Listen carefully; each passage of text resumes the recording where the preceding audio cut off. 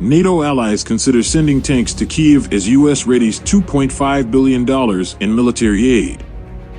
Berlin, U.S. Defense Secretary Lloyd Austin met his newly appointed German counterpart for talks that have taken on a new urgency as Berlin places conditions on the delivery of tanks, for which officials at Ukraine's foreign ministry have reiterated their appeal.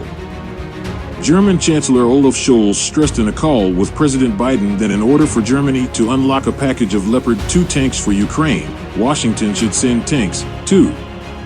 According to a German and a U.S. official who spoke on the condition of anonymity to discuss the private conversation. Earlier this week, the United Kingdom became Ukraine's first ally to pledge to send it tanks. The Biden administration is expected to announce a new military package for Ukraine worth about $2.5 billion that is likely to include dozens of Bradley and Stryker armored vehicles. Two people familiar with the decision told the Washington Post.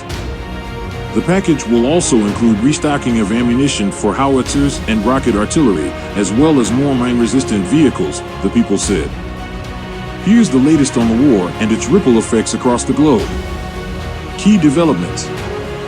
Austin will convene a meeting of the Ukraine Defense Contact Group at Ramstein Air Base in Germany, where he is to be joined by Jean-Marc A. Milley, chairman of the Joint Chiefs of Staff. The meeting will include defense ministers and chiefs from nearly 50 nations, the Pentagon said in a statement. The latest U.S. military aid package for Ukraine could include nearly 100 Strykers, people familiar with the plan told the Post, speaking on the condition of anonymity to discuss it before a formal announcement. It would be the first time the Pentagon has supplied Ukrainian forces with the armored vehicles, which would boost their firepower and allow the swift movement of troops around the battlefield. Canada will send an additional 200 armored vehicles to Ukraine, its defense minister said. Russian officials have opened a criminal case against a U.S. national suspected of espionage. The individual was not identified by the Federal Security Service, or FSB, in its announcement of the case early Thursday.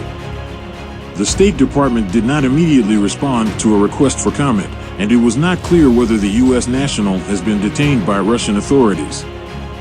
Ukraine's security services opened a criminal investigation into the helicopter crash near a kindergarten that killed at least 14 people, including Interior Minister Denis Monastyrsky. Ukrainian President Volodymyr Zelensky said in his nightly address, "One child was among the dead, and 25 people, including 11 children, were injured." Zelensky said the rescue operation lasted 9 hours and involved hundreds of people. The Security Service of Ukraine said in a statement that it was probing a number of possible causes for the helicopter crash in Brovary, near Kyiv, including a violation of flight rules, a technical malfunction, and sabotage. Monastyrsky was traveling to a hotspot on the front line when the helicopter crashed, said Kyrylo Tymoshenko, deputy head of Ukraine's presidential office. Ihor Klimenko, the head of the National Police Service, has been appointed as acting interior minister. Battlefield updates. Russian mercenaries claim to have captured the small village of Klishchivka, located on the edge of the eastern Ukrainian city of Bakhmut, which for days has been the subject of a fierce Russian offensive. The Post was not able to immediately verify the claim. In an audio message posted online, Yevgeny Prigozhin, the Russian oligarch behind the Wagner Group, said his fighters were slowly advancing and would take Bakhmut. Russian forces are continuing to shell near Soledar, Pavlo Kyrylenko, governor of the Donetsk region, said on Telegram. The situation around the salt mining town near Bakhmut, the site of recent intense fighting and competing claims of control, continues to be tense, he said. Thanks for staying with us. See you tomorrow.